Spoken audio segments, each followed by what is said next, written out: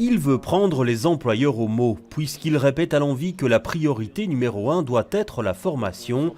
Le secrétaire général de la FGTB Bruxelles leur propose de booster le secteur et d'y consacrer une partie du budget de l'aide aux entreprises. Nous pensons que dans les 58 à 60 millions d'aides à l'expansion économique et aux entreprises, il y a de l'argent qui est mal dépensé.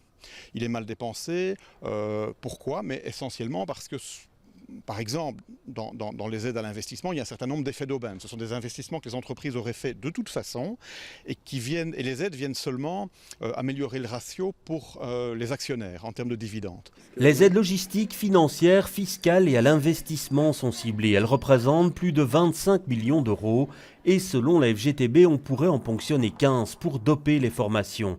Cela doit faire évidemment l'objet d'une analyse au cas par cas. Certaines aides, par contre, doivent être intégralement préservées. Il ne faut pas toucher aux aides à la création d'entreprises. C'est le moment où les entreprises sont les plus fragiles, le moment de leur naissance. Donc, respect intégral.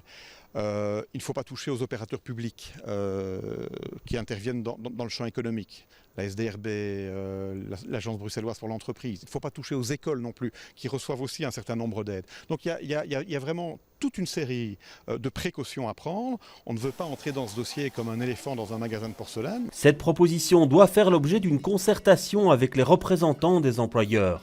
Mais aujourd'hui, on n'en a trouvé aucun qui a souhaité s'exprimer sur le sujet.